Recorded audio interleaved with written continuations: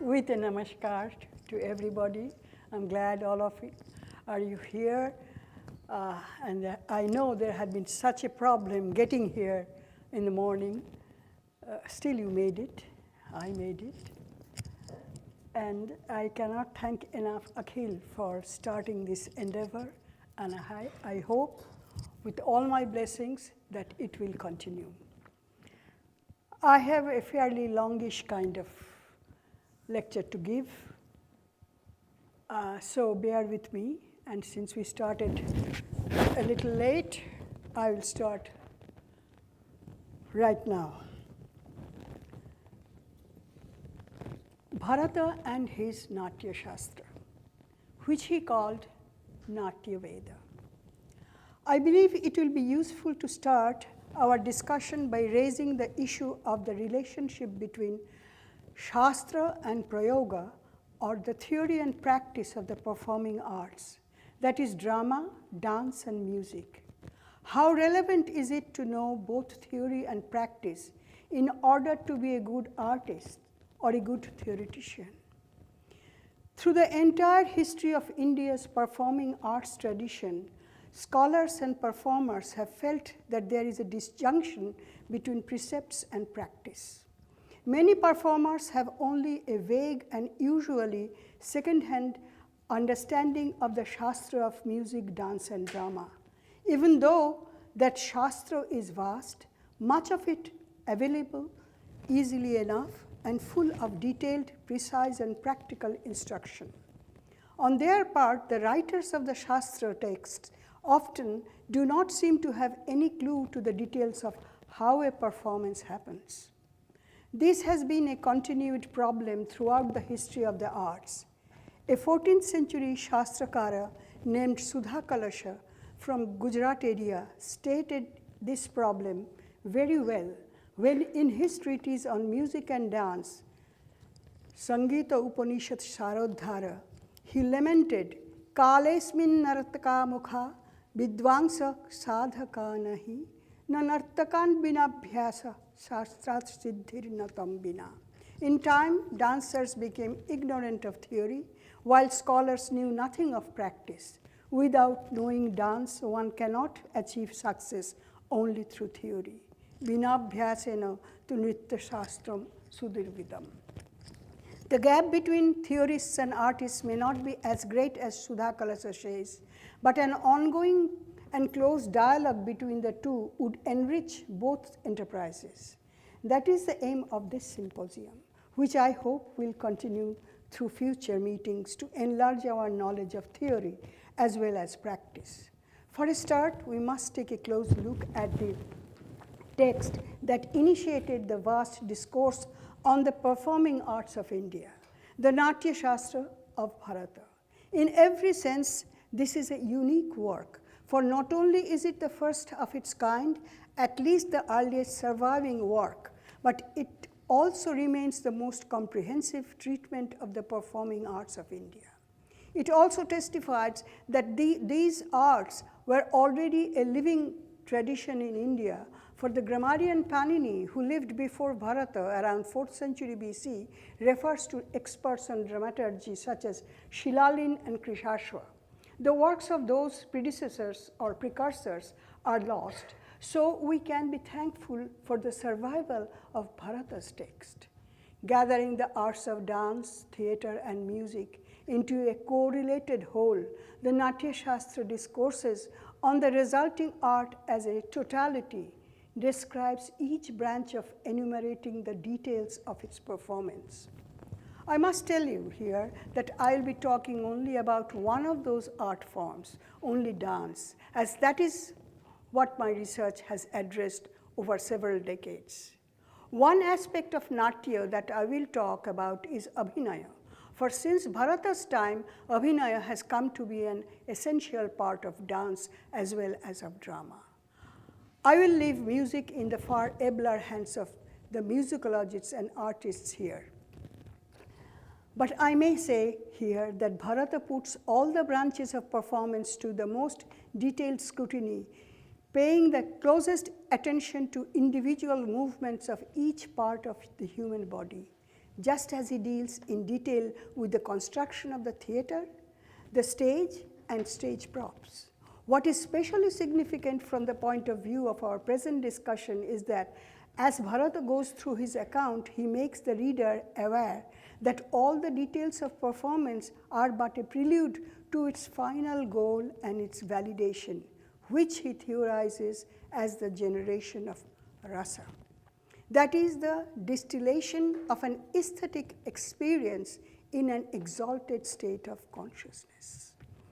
Why is Bharata's work so necessary for our understanding of the tradition of performing arts in India? And what did he write on? His Nāṭyaśāstra is a long work in 36 or 37 chapters, depending on editions, and is believed to have been written around 2nd century of the Common Era. As an example of textual organization, it is exemplary in its clarity.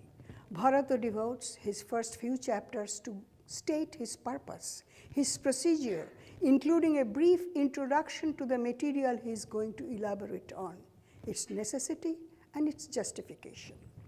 From the construction of a theater to the minutest details of stage preparation, makeup, movements of every part of the body, and facial expression.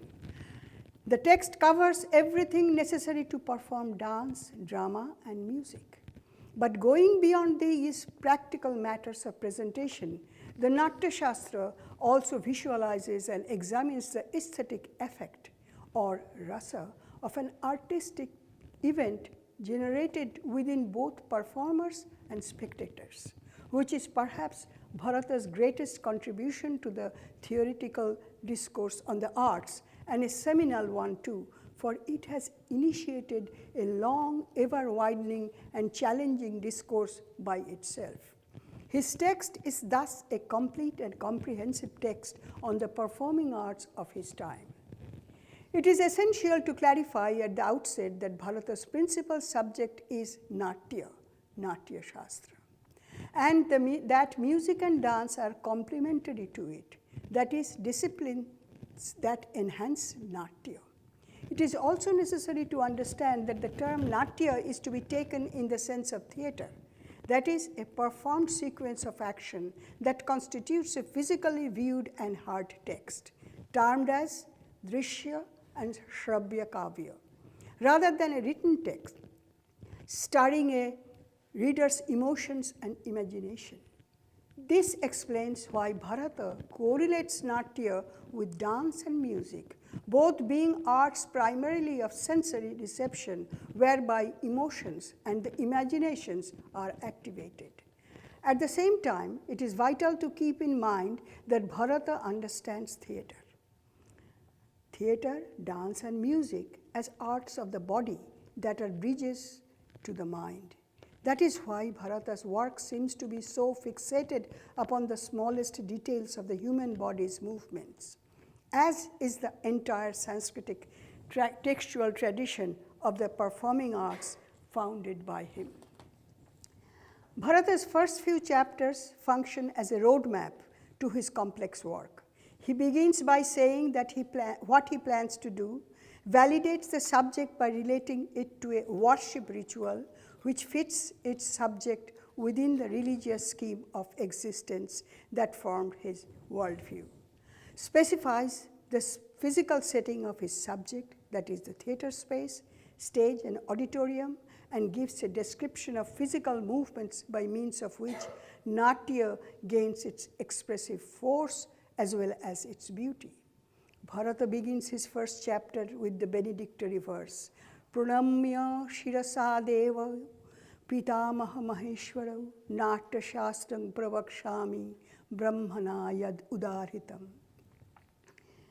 And he also mentions that 100 disciples have studied the arts of performance under him. The number of disciples he had testified with their names to the prestige and popularity of the performing arts as a serious branch of knowledge in his time. The importance that Bharata attaches to Natya is evident in his account of its divine origin. Natya is said to have been created by Brahma and his will in response to the request of the gods to create a tool of didactic instruction for those humans who were incapable of receiving the esoteric knowledge contained in scripture, namely women and Shudras, who would receive moral instruction from viewing the lives of the gods imitated, anukarana. Divine life so imitated included the victory of the gods over the Daityas, that is the Titans in the beginning of time, Amrita Manthana. When this piece of cosmic history offended the Titans, that is incapacitated, Indra subdued and drove the protesting Daityas away, rendering them jarjara, that is incapacitated with a staff. That staff then came to be called jarjara as a symbol of victory and worshipped in a rite called Jarjara Puja, as was the mandapa, the ground on which the victory was reenacted.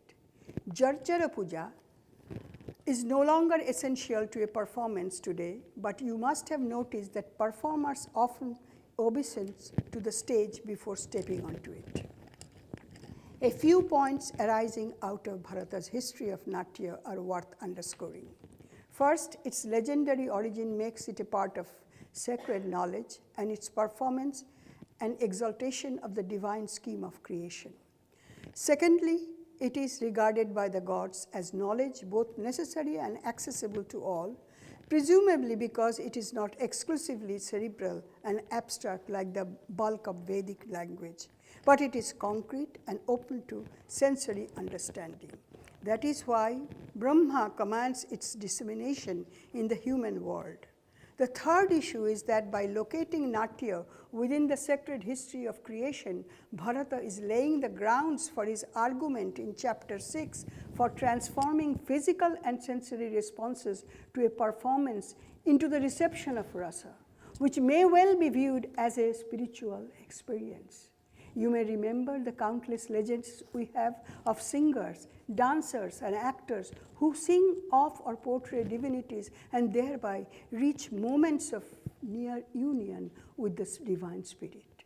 Bharata's history is thus not merely a fantasizing project to legitimize Natya, but a serious explanation and validation of the link between body and spirit postulated in Hindu thought. In the next two chapters, Bharata gives directions for stage construction and provides guidelines for offering puja to the performance location as preliminaries to the performance. The fourth chapter contains directions for Jarjara Puja, the special rite I have mentioned above, which is performed to supplicate Indra for the success of the performance. Going on to define dance as a sequence of units of correlated body movements, this chapter lists these units which can be arranged in different combinations to make up full dance compositions. As examples, Bharata describes a solo dance as well as group dances in detail. Chapter 4 thus provides practical guidance to the dancer for perfecting each movement, which she may then weave them together into a dance sequence. I say she because neither the Nāṭyaśāstra nor any of the texts devoted particularly to dance mentions any male dancer.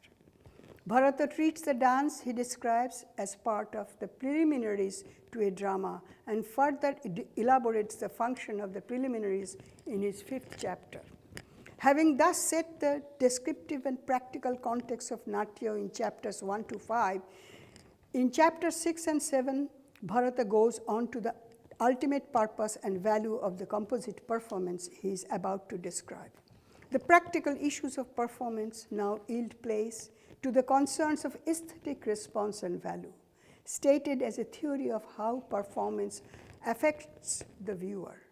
Through what steps and to what end?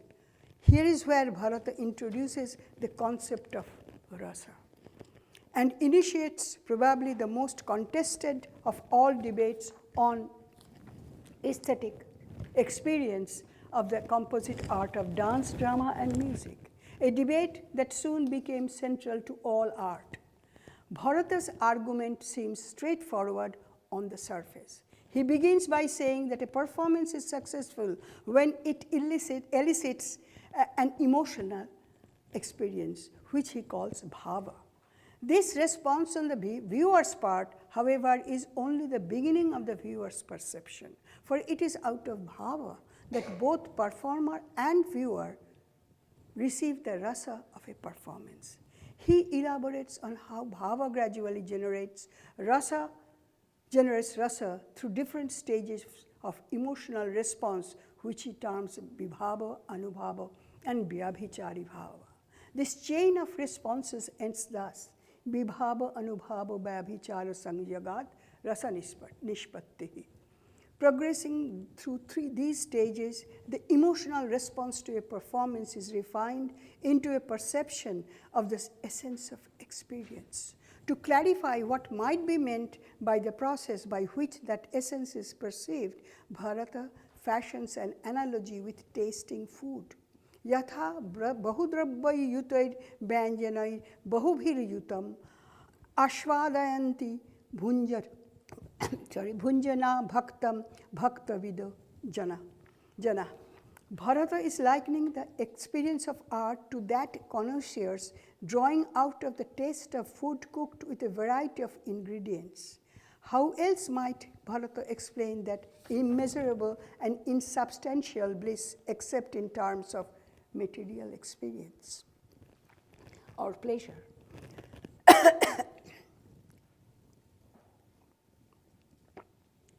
Here then is where the conjunction of practice and theory becomes important, because lack of familiarity, if not full critical involvement with either of the two, would leave the dancer or scholar incapable of achieving the goal that Bharata prescribes.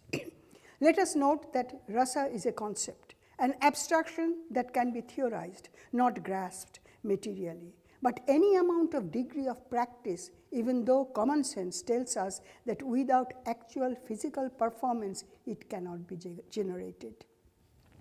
What I wish to emphasize is that you do not need scholarly cultivation of an art in order that your presentation of that art may generate rasa. But unless you have an educated awareness of the fine points of your art, your performance is like to be a mechanical exercise in rote learning, not an animated event. Many years ago, I came to understand the distinction from the great dancer Ram Gopal, who had told me that the greatest accolade he ever received came from his legendary Bharatanatyam guru, Meenakshi Sundaram Pillai, who explained to a fellow pupil why Ram Gopal was a fine dancer. He said to the student, when you perform the gesture for a flower, I can see it. When Ram Gopal performs the same gesture, I can smell its fragrance. Clearly, such a feat would not be possible without unsparing practice leading to technical perfection, animated by a keen, cultivated sense of aesthetic potential of the physical movement. The necessity for correlating practice to theory is made obvious by Bharata's textual procedure. The first 7 chapters encapsulate the history of Natya as a sacred event, initiated by the great gods, exemplify its methods, states, and evaluates its impact upon the viewer. The remaining chapters offer full instructions for performance in all its complexity. Organizing the text thus, Bharata, on the one hand, requires artists to understand the goal of their performance, while on the other hand, he demonstrates for the scholar the impossibility of grasping the abstraction termed bhava and rasa without familiarity with the details of the practice and organization of a performance. Considering how long and complex Bharata's text is, it would be best to keep to the first 7 chapters as a platform for our inquiry. As we try to see if we can understand just what Bharata visualized as a performance and what he meant by rasa and how it applies to our quest to marry theory and practice. On the level of the theory of rasa, a very high level indeed of abstract thinking, it is difficult and perhaps impossible to reach any certainty in pinpointing the meaning of the concept, which is yet to be accomplished despite centuries of inquiry by scholars. Bharata's own enunciation of rasa seems enigmatic in its brevity. Understandably, scholars who came after him tried to expound his ideas and to amplify them. For instance, the 5th century treatise known as Vishnu Dharmottara Purana added to Bharata's list of 8 rasas a 9th rasa termed the Santa rasa, meaning a state of tranquility, thereby introducing further complications in the concept of the ultimate goal of art. The most significant scholarly development was one that came 8 centuries after Bharata at the hands of Abhinavagupta, one of the most brilliant minds ever to be born in India, who vastly expanded the inquiry into the source, nature, and process of rasa. The amplification that Abhinavagupta initiated eventually spread out beyond the boundaries of the performing arts and came to theorize rasa as the ultimate experience of all creative work of the human imagination, especially as observed in poetry. That is why the discourse of rasa passed into the domain of poetics for the most part, and very few writers on Sangita Shastra or Nritya Shastra have discussed rasa in much detail since Abhinavagupta's time. The volume of that discourse, however, has not discouraged artists and scholars from continually raising questions about what exactly rasa means or where it comes from. This is far too abstruse a matter for me to tackle here, and I raise it only to alert you that pondering the question of rasa, even on a basic level, is necessary to sharpen our awareness of the aesthetic goals of performance genres. For those of us whose primary interest in the performing arts, especially dance and music, as focal points for the present company, that inquiry must be founded on a thorough knowledge of Bharata's work. The first matter to keep in view is that Bharata's primary focus was on stage drama, and he regarded dance and music as arts that are auxiliary to it. This is therefore a good place to stop and ponder a problem that has troubled me for a long time, and one that Akhil has raised with me the other day. The question is that the history of the performing arts of India tells us virtually nothing about stage drama, about theatre as a genre, even though classical Sanskrit theatre is a living tradition, at least in one corner of India, in Kerala, and commands enthusiastic attention from varied audiences. Many of you here will remember your own encounter with that tradition of theatre last year at the 2018 World Sanskrit Conference in the performances and workshops by a theatre company from Kerala. Let me remind you that by drama, I mean staged drama, a theatre event, not just the verbal text to be read. There is no lack of commentary on plays as literary works in classical Sanskrit critical scholarship, but since they are categorized as kavya or poetic compositions, the majority of commentaries, barring one or two, address the characteristics of style, grammar, rhetorical devices, and semantics, rather than the narrative acted out verbally and visually. Imagining the play being acted in the theatre is not undertaken as a critical task, even when the playwrights themselves provide clear signs that they are visualizing their composition as stage events.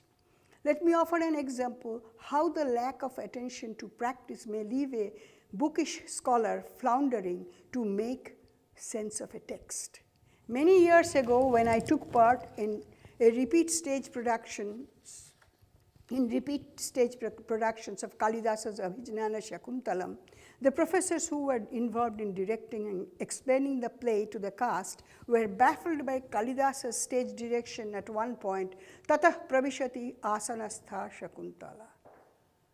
Shakuntala enters seated. It seemed to all of us that Kalidasa was instructing the actor to make a seated entry to the stage. How? And nobody could understand how this could possibly be done. Some years later, when I began my lifelong study of classical Indian dance and drama, I realized that the seated position was indicated by a gesture and a posture, and the actor's entry while performing that gesture and posture would signal to the audience that the actor was indeed seated. The gesture and posture are parts of the code that comprises the visual language of classical performing arts in India. A very effective practical solution indeed to the need for the audience to visualize a seated actor. Without this knowledge of practical stagecraft, I would never have understood the action of the play. When some years ago I made this point in course of a seminar lecture, the experts on the Abhijanana Shakuntala, experts agreed that the text now made clear sense. The scholarly benefits of learning the tools of acting could hardly have been better demonstrated. Those benefits of practical knowledge were obviously a major consideration of Bharata's before he introduces the highly abstract idea of rasa in chapter 6, as well as after it. Bharata describes in clear detail the techniques of dance, and after his discussion on rasa, he returns to practical instruction. For the most part of the Nāṭyaśāstra, it is a how-to-do manual. That purpose remains unaltered even after Bharata's significant detour into the abstractions of bhava and rasa in chapters 6 and 7. The text moves on to descriptive and specific instructions through the rest of the chapters on performance, technique, choreography, composition, presentation, beginning with 2 chapters devoted to abhinaya and ending with the types, components, and characteristics of music, as well as the ideal qualification of the performers. Bear in mind that all this discussion hangs upon Bharata's attempt to specify what lends excellence to a Natya performance. The coda he adds to the entire work in his final chapter is a reiteration of the value of Natya, which is a form of knowledge, Natya Veda, as related by him and accepted by revered sages. With this overview of the text in mind, let us consider in more detail some of Bharata's most challenging ideas. Go back to the beginning and bearing in mind that everything Bharata says is related to the performance of Natya, marking dance and music as subsidiaries to drama. Let us see what weight he places on other arts. As I have said before, I have no expertise in music, so I'll focus on dance. I have noted at the outset that Bharata holds dance strictly as a decorative introduction to a play, performed before the play begins with no representational content and no function other than that of devastuti, offering to God, an act of paying homage to gods. It is an offering pleasing to the gods because of its beauty of form, just as a flower offering is. A dance performance consists of correlated movements of the entire human body performed to the music set in rhythmic patterns. What must give us pause here is Bharata's unambiguous opinion that dance, for which his term is nritta, N-R-T-T-A, has no meaning. Please note that the word is nritta, not nritya with a Y, which is a word absent in Bharata's text, found only in later texts.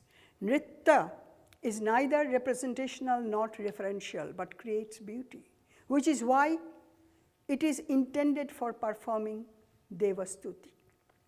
Bharata's opinion that dance contained no meaning perplexed his pupils, scholars, as they asked him, why was then dance created? Katham rittam kritam?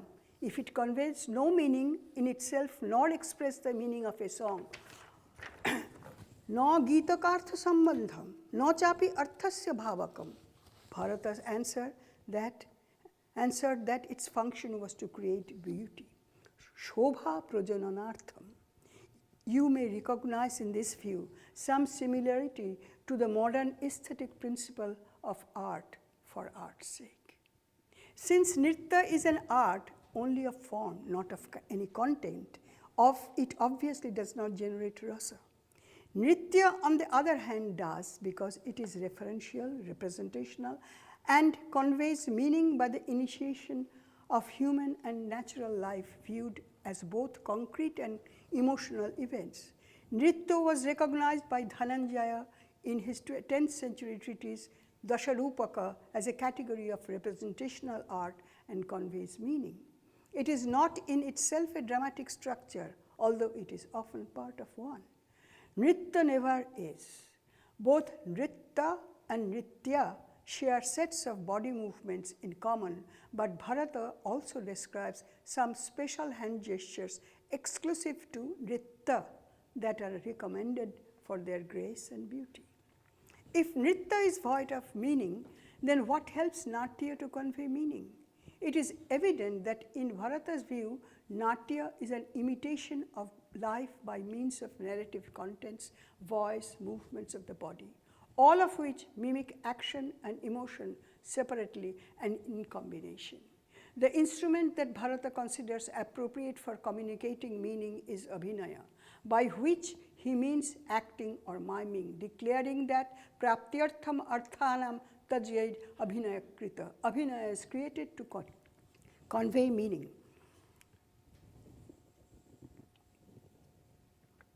He is thus dividing movements into two categories, nritya and abhinaya. The first as one that creates beauty but conveys no meaning, and the second as one that conveys to the audience the content of natya, which is a narrative that is both seen and heard. Bharata's concept of performance was expanded by later authors, most notably by Dhananjaya, Shangadeva, Jaya Senapati, Nandikeshwara, who created a category that sits between nritya and natya and is called nritya. Nritya is graceful like nritya, but representational and uses abhinaya, specifically the body movements described in the Nāṭyaśāstra under the category of angika abhinaya. Clearly, abhinaya is crucial to natya as its expressive mode.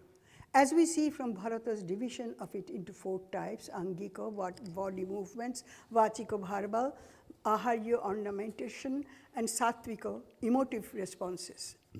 Of these, angika and aharya are required for nritya as techniques of visual appeal.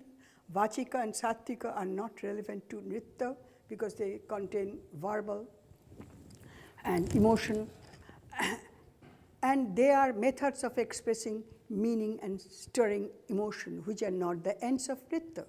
But precisely for that reason, they are essential to natya, which must aim at conveying meaning and arousing emotional responses. Let me remind you that Bharata understood natya as the sum total of multiple performance arts. The narrative around which natya took shape was known as rupakam, of which 10 varieties were recognized, and that is the term used by all writers of drama in the Sanskrit tradition. What is now known as nritya developed fully after the 10th century, and it was never a part of Bharata's thinking. It does not require vachika or verbal, but uses the other 3 kinds of abhinaya, angika, sattvika, and aharya. In Bharata's time, performers used all 4 types of abhinaya in performing a play, as acknowledged by writers on drama till modern times.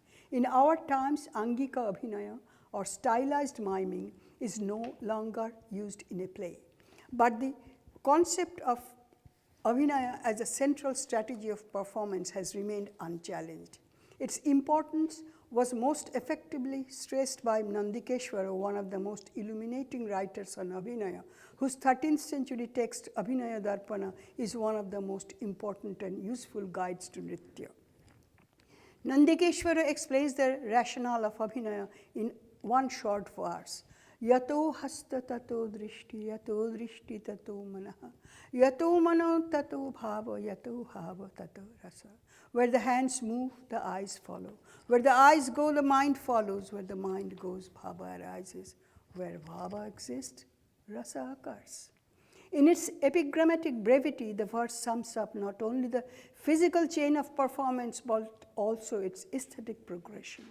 The union of the concrete and the abstract as a process could not have been made easier to follow. So it is no surprise that for many Bharatanatyam students, it is a required reading as a training manual to be memorized. A better example of bringing Shastra and Prayoga together would be hard to find. All this play on terminology has caused confusion through the ages. For instance, the terms Natya and Nritya were often used interchangeably. Even Amarakosha refers to that. And mixing up drama and dance, a confusion inherent in the modern use of the term Bharatanatyam. The confusion was compounded by the fact that there was no immediate successor to Bharata to provide continuity to the discourse he initiated. It is something of a mystery of dance history that no other manuals on dance are known to have been written through several centuries after Bharata, or have survived, if indeed written then, although the performing arts had obviously not died out. The existence of dance is acknowledged in the Vishnudharmottara Purana in a section called Nāṭyaśāstra. While the text deals with Nritya, it is silent about Nritya. Interestingly, this text compares dancing to a painting. Just as a painter paints a beautiful picture on canvas, says the text, so does a dancer create a picture by beautiful movements that her dancing body projects on the stage. It's a beautiful thought. The author's interest here is on the appeal of dance as an object of beauty, which is exactly in line with Bharata's opinion.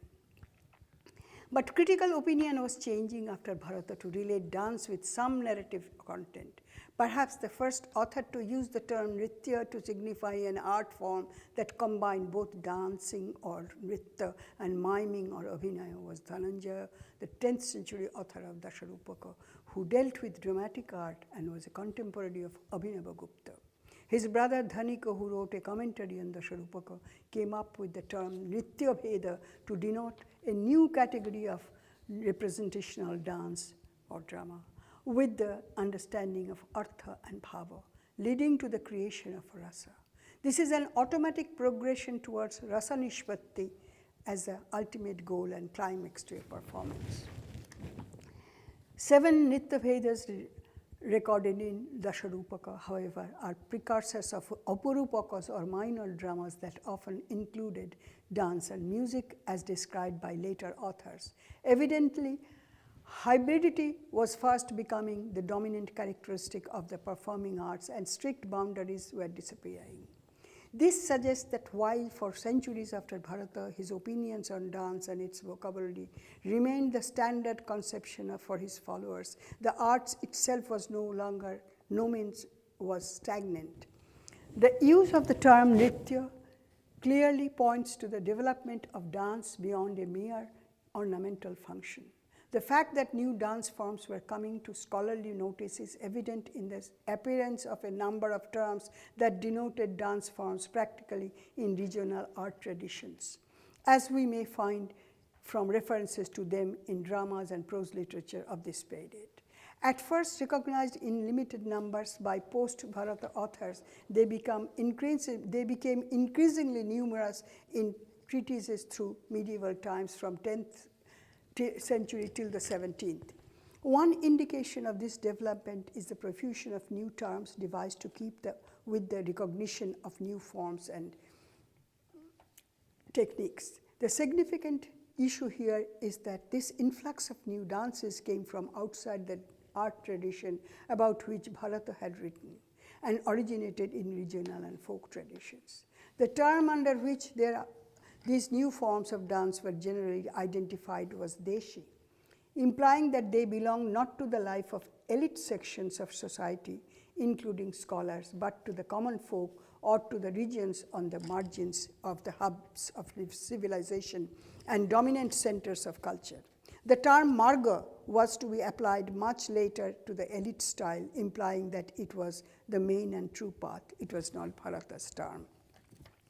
These dance forms clearly admit meaning, although there are also what present-day dancers call pure dancers, that is, dancers that generate visual beauty, not referential meaning. We have come a rather long way from Bharata and must ask him at least one question regarding his own conception of dance. If nritya conveys no meaning, then can nritya create any rasa or aesthetic effect? Bharata's view is clear when he says, Nahi rasad rite kaschid artha pravartate. No meaning is expressed without producing rasa. Here we have a series of interlocked concepts. A precondition to the generating of rasa is a common communication of meaning. Therefore, since conveys no meaning, it generates no rasa.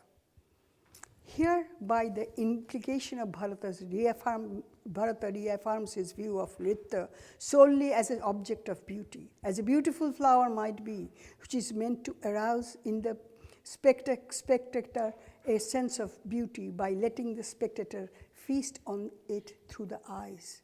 One might surmise that Bharata is anticipating the aesthetic principle of the art for art's sake. It is evident that in thinking of dance, he prioritizes aesthetic pleasure over representational content, for he advises performers to bear in mind that achieving saushtava or grace and pramana, harmony, in their performance should be their aim. These being purely aesthetic values, the dancer's overall concern should be with the aesthetic impact of nritya, not with imparting meaning. As such, the question of creating any rasa cannot be the purpose of nritya if we are to be guided by Bharata. For Bharata's successors in the Shastra of the performing arts, the art of dance becomes a more complicated matter and is a broader category of different modes that do allow the expression of representative miming and meaning. But as to the necessity for creating grace and harmony, they are in agreement with Bharata. And the requirement for these values is reiterated in post-Nāṭyaśāstra text of the Shastra of Nritya as obligatory attributes of a successful presentation. To understand what constitutes the success of a performance, it is again necessary to turn Bharata. Towards the end of Nāṭyaśāstra in chapter 27, he reminds us of the statement he had already made in chapter 6 concerning the success of a production, and states that there can be two types of success, as indicated by audience response. When appreciation is expressed verbally or vocally by applause or appreciative exclamation, it indicates manaviki siddhi, or success on the human plane. But a dramatic presentation can achieve daiviki siddhi, or success on the divine plane, when the spectators remain totally silent and mesmerized at the end of the production, silently savoring the spectacle they have experienced. A performance that creates so profound an impact must, in Bharata's view, be the amalgam of several artistic competences. Why else would he bring together three whole branches of performance, nritya, abhinaya, vadya, and gita, within the scope of natya? In doing so, he clearly privileges abhinaya as the core of natya over nritya, vadya, and gita. For he devotes far more attention to abhinaya than to nritya, vadya, and grita. Only 6 chapters, 29 to 34, cover music, spread over rules for drums, stringed instruments, flutes, rhythm, and dhruva songs. Like nritya, vadya, and gita are treated as ornamentations of drama and not as something of relevance to the dramatic narrative. he does go deep into the finest nuances of the art of music, just as he does while describing dance, though in fewer chapters. His description of music covers different kinds of avanadha or drums, tata or stringed instruments, and sushira or flute, concluding with detailed description of dhruva songs. Our view of Bharata's Nāṭyaśāstra must recognize that he calls Natya is a multidisciplinary art that draws on two principal artistic forms, namely dance and music. The history of performing arts in India shows that this view of the arts did not last long, possibly because both dance and music had grown strongly enough to stand on their own rather than as handmaidens of drama.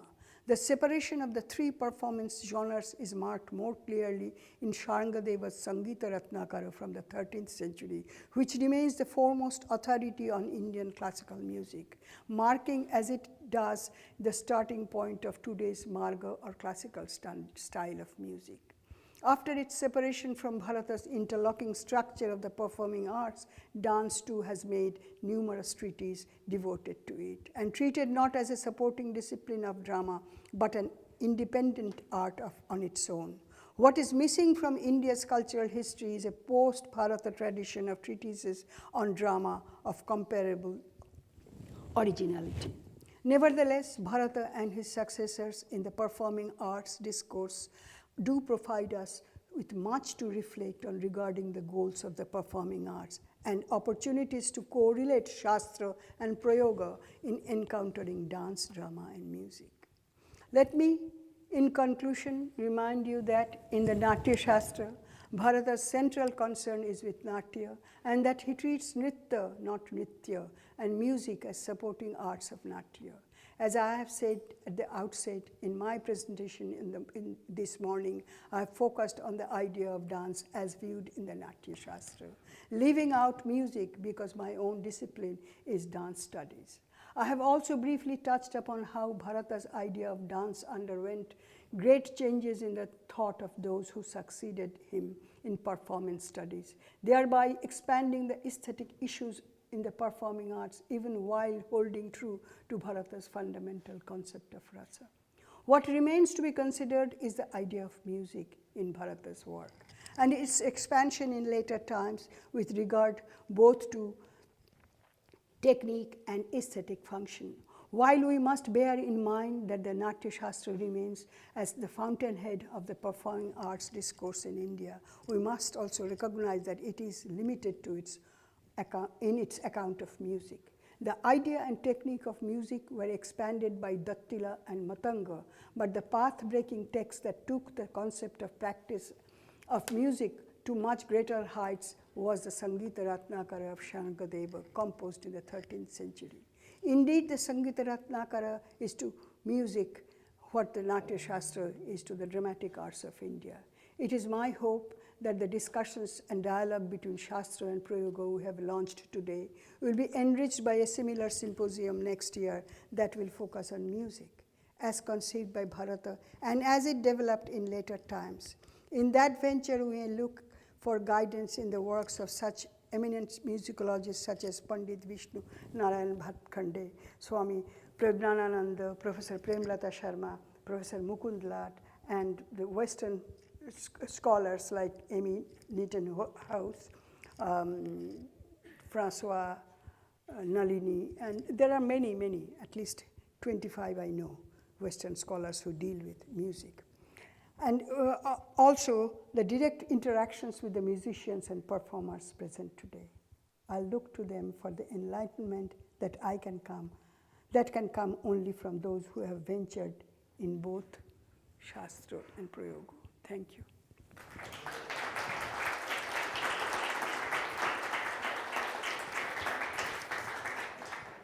We'll now have an opportunity for you to ask some questions. We're just going to quickly set up a stand and a mic in the middle over there. So if anyone has any questions, kind of come up and send them out.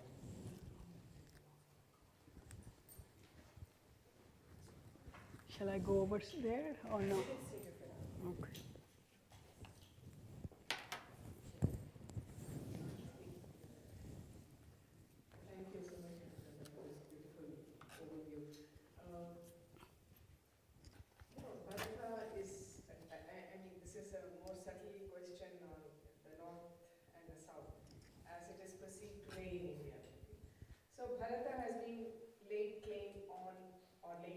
by the South.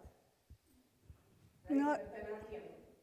But that's Bharatanatyam is different. Correct, yes, yeah. But I mean, Kathak or any of those practitioners somehow seem to be divorced and practiced from the treatise of Bharata. Am I correct in that perception?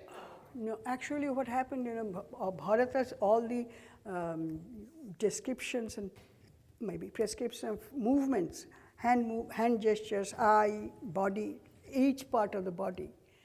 That is the core for all the dancers. They do not go back to Bharata's Nāṭyaśāstra, but there are 30 texts which grew out of taking things from Bharata. And each and every text in their descriptions of a dance performance, they may differ.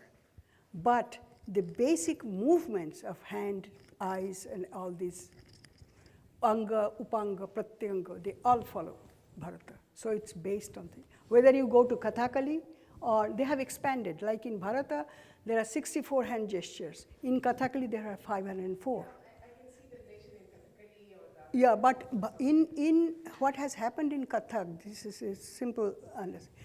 In the other styles, which is different from Kathak, you will find that they are following Bharata's instruction when they want to show, for instance, Ardha Chandra, half moon, they will go like that. For a Kathak dancer, they have to move the whole body to make it a Ardha Chandra. So they have taken some, but they will use that as well. That they are not that focused on little intricacies of the movements. There are so many things like Tatkar in Kathak. That comes from the south. You find in Sangita Ratnakara, they call it Gargara.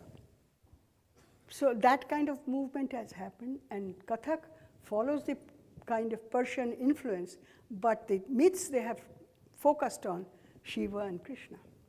Radha, Krishna, Shiva, Parvati. Does that answer your question? Yeah, sort of.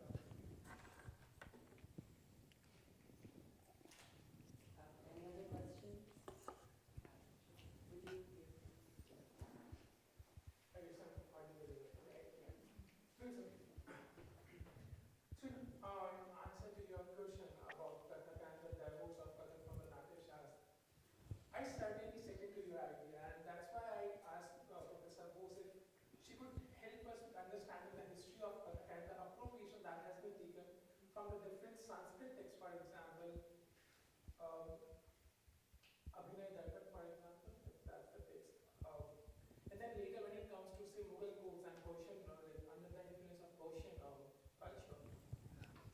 how this vernacular tradition of Kathak, which was maybe in the Could you please use the mic because the words getting jumbled. I can't come forward. Start from the beginning because words I couldn't figure. Okay. So my point is second to her idea about the divorce of Kathak from Bharat's tradition of Bharatanatyam.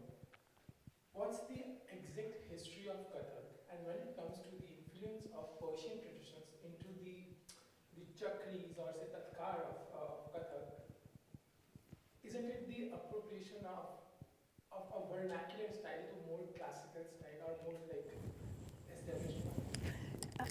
Well, there is a text totally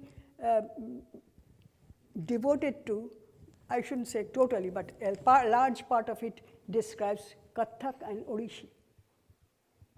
These are Deshi at that time.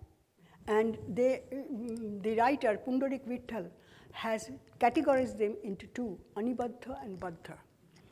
Those who followed Bharata's rules or way of practicing dance, they are rule bound. So they are called Bandha Nritta, Bandha, rule bound. Not like the terminology used by the musicians, Baddha, Anibaddha, which comes from Bharata. Pundaraka Vittala coined these two terms to differentiate between the already existing dance forms and this Kathak, which did not have as strict rules at that time. Okay, so they became Anibaddha. What does it describe? 3 or 4 dances I have I myself have seen them performed, and I took all the text to two people. One is from great Guru Birjuji and Rani Karna. They, in front of me, showed 3 or 4 dances that are described. And 2 or 3, they say, like Jakkadi is a Persian dance, and we are introducing it. In that text, it is written, Persian dance, Jakkadi. Chakra Bhramari, which comes from Nāṭyaśāstra, which comes from Sangita Ratnakara, they adopted it, and it became Chakkar. So there were some taking from here to there and evolving. And so if you want to know more about Kathak, I have quite a few articles on that, but Nartananina is the text. For Odisha also, this Nartananina text talks about Bandha Nritya, rule-bound, very difficult, which is practiced today even by Gotipua. Gotipuas, they acrobatic poses. Those are very difficult. These are, women are not taught. I asked Rani Karna, she was not taught Bandha Nritya. Those are difficult. But those were, that's how they differentiate. But the problem with, if you look at a structure, structured dance, structured music, whatever, when you try to dissolve that structure, you create a counter structure. So for these, unlike the musical, the people who sing or play instruments, they can do alap. Not for a dancer. They don't have that latitude. It is very easy for a musicologist or music person, a singer or instrument player to play with that kind of thing. But dance became very, very structured. And a number of those dances you can pinpoint. It went to Perani, for instance, went to the south, and some of that still came to the north. Chindu became Bharatanatyam. So, does that answer your question? Yeah, ideally, yes, it answers my query.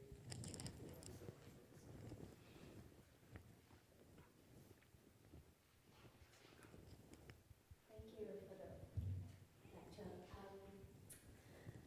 I was very fascinated to know that Nritya and Nritya are 2 different concepts. Would you happen to know when Nritya evolved from rhythm, and at what point did, especially with Bharatanatyam, at what point did music become meshed in with it in the performance aspect? With performance, there was always music with dance.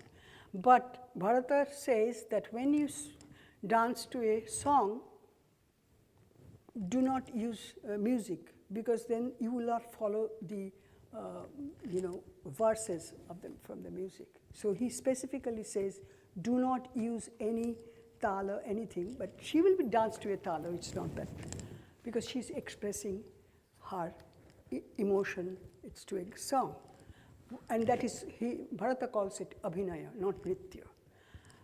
But for a dance without a meaning, nritya, you must use vadya. It should follow vadya and song. Song, no vadya, but with. And the term nritya started to appear in 10th century. But it really evolved and developed around 13th century, and we find at least 15 more books. I have worked on 30 such books. 15 more books expanded the idea of nritya. And then by that time, nritya and nritya, 2 divisions. One needed there'll be no verbal expression, but body movements and emotion and costumes, these are needed in nritya. Nritya will need the 2, but not the emotional expression. Is that okay? It's from 10th century on, but developed really after the 13th century. I'm going to end the question and answer period now, just because we are running a little bit late, but you will have a chance, of course, to she's again doing the panel discussion. Dr. Bose is a part of it, and we have a bunch of other scholars and performers who will also be there. I just would really like to thank Dr. Bose for agreeing to be a part of this, and she's been a part of this project right from the very beginning. When Harsoon and I kind of started with this idea, immediately in our minds it popped in that we need to have Dr. Bose as an integral part of it. We're very, very lucky to have someone like her here, based in Vancouver. She's been a mentor for many of us who are performers and who are students here, and has helped with a lot of projects and research and teaching us as well. So I really would like to thank her for playing such a big role in making this conference come